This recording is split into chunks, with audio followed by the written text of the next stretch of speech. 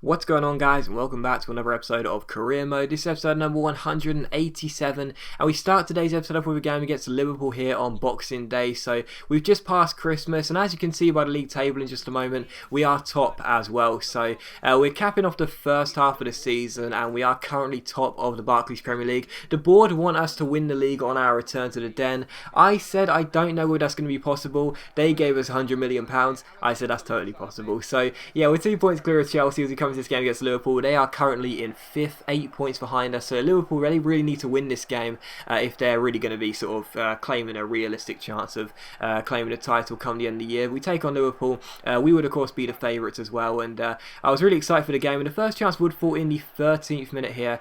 So we play the ball to our fullback Danilo all the way up the pitch. Ermakov loops the ball over Sirigu, but unfortunately it goes wide the post, and it is still 0-0. So the first chance came to us, but we didn't take it. The Italian goalkeeper is untroubled, but just a few minutes after that, Ermakov wins the ball again here, gets past his man and rolls it over the top towards Danny Ings. Ings goes one-on-one with Sirigu, and it's a wonderful finish. He rounds the Italian goalkeeper and puts the ball into the back of the net from a tight angle. So great finish by Danny Ings there. I said before, he's just a pace demon on this game. He's so quick, yet he's such a good finisher as well. You know, it's all well and good having the pace, but you've got to be a good finisher too. Danny Ings is that type of player. Great finish there, and it's Millwall 1, Liverpool 0. In the 34th minute, could have got even better here. Ings crosses the ball in, but it's cleared away only as far as Triggsy boy, who strikes it on the half volley, but it goes just wide of the post. So still 1-0, but to be honest, all the action was coming in Liverpool's half really. We were attacking so well, but in the 37th minute here, Yashil gets around his man, goes on a storming run and finishes the ball past Liali fantastically well. So Yashil,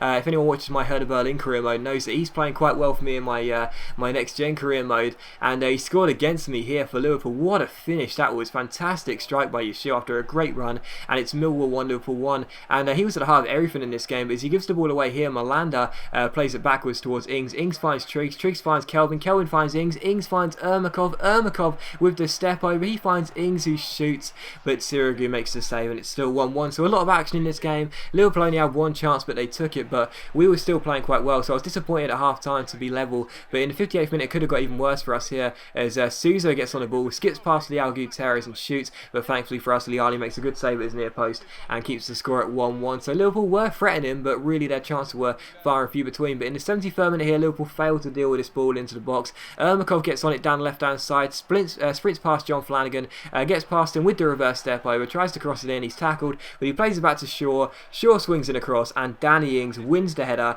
It goes past Sirigu, and it's Millwall 2, Liverpool 1. So just over a quarter of an hour to go, we get the goal that puts us back in front, and that was how the game finished. We held on for the win, a crucial 3 points. I have to say now, you don't think, although we've only had the first half of the season, there's still a second half to go, but you don't really feel like Liverpool will be doing much in the second half, because that was a big win for us, both mentally and of course in terms of points. So Ings gets both goals, and we win the game by 2-1. So very pleased with the win there. And after that, Ermakov came to us and says thanks for getting into the team very often. I said no problem. And after that, we saw that Slovenia have came into us and have given us an international management offer. We of course say no, and of course we're stalling Portugal, but we will accept it if England don't come in for us, which of course they never will. And after that as well, you would have seen as well, the transfer market is now open. We've entered January. Yay! Transfers! Yeah! We've entered January, and we can now make some transfers if we wish to do so. But of course, we don't really have any money here at the Den at the moment. We spent all of the £100 million we were given at the start of the season in the summer transfer window. We've got basically no money left. So all we can do really is possibly sign like a fringe player on a pre-contract. But to be honest, I don't think I'm going to do any business in January. I know it's going to disappoint a lot of people, because I know most people like the transfer side of career mode, but I don't think we need to do anything. I mean, you look at the squad report here, we've got such a fantastic team. This side is more than capable of winning the Barclays Premier League title. It will be difficult, no doubt about it, but it's more than capable of winning the title. We don't need to make any big changes. You know, I don't want to take out one of our most important first team players and then try and sign someone new just for the sake of, you know, being different. At the end of the day, I want to win the title, and I think this squad is capable of doing that. So I don't think we we need to make any changes. We might sell one of our fringe players like Fleck or one of those free agents I picked up in the summer or someone like that. But to be honest, I don't really feel like we need to upset the balance of the squad. It's all good right now, you know. I mean, as you can see here, we've played exactly half of the games this season. We're 2 points clear of Chelsea. We've only lost once. We've only let in 10 goals as well. And we're 4 points clear of Spurs in third and 6 points clear of Spurs in third and 8 points clear of City in fourth. And of course, 11 points clear of Liverpool in fifth after that win against them in the last game. So, you know, we don't need to change anything. Like I said, I might sell one or two fringe players just to get some money for whatever's sake, but I don't feel like we need to make any big changes. You know, I'm certainly not going to sell one of my key players just so I can bring someone new in just for the sake of it. But anyway, we take on Watford here for the following game here at the Den. Of course, we played Watford in the last game away at Vicarage Road. We beat them by 3-0. They were terrible, and as you saw by the league table there, they're rock bottom of the table, and you certainly would think as that first place take on last place here at home, you would definitely feel like we should be in for a comfortable win. However, the game didn't really live up to the expectations I was hoping for. We did rest quite a few players because we had Arsenal in midweek, which is of course a much more important game. But to be honest, after the 10th minute here, you see Ermakov find Ngu. He flicks it over the top towards Dongu. Dongu plays it infield to John Joe Anderson, and it's a great volley by our young playmaker. He opens the score 10 minutes in to make it Millwall 1, Watford 0.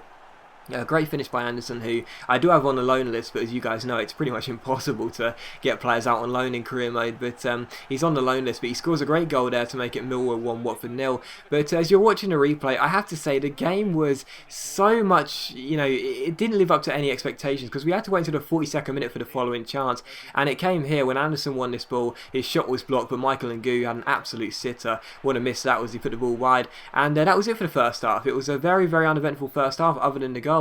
And in the 59th minute, another chance would fall here as Ermakov strikes this volley, but Bond makes a simple save. He didn't have anywhere near as many shots to deal with as he did in the reverse fixture, and the game was still 1-0 in the 69th minute, and because of that, Watford grew in confidence knowing that we weren't as threatening as we were in the reverse fixture. And as you see the ball get played forward here, they actually go and score an equalising goal just before the 70th minute mark there, as Liali is beaten, and it's Millwall 1, Watford 1, and just a few minutes after that, it could have been 2-1 to the visitors. The ball gets played forward towards the goal scorer. We get the ball away with a tackle, but I throw it away with Todd Kane. It comes to Perez. He finds Anya. Anya takes aim, but he ends up hitting the post after beating Liali. So Watford almost scoring a dramatic winning goal there. And in the 89th minute, the last chance would fall here as Luke Shaw wins this header. It comes to Ermakov. He finds the goal scorer Anderson, who rolls it through to Michael Ngu, but it's an absolute sitter by Ngu. He missed two brilliant chances in this game. He asked to play in this game. I gave him the game, and he didn't play well at all. So two big misses by Michael Ngu. This is the worst one. What a miss that was.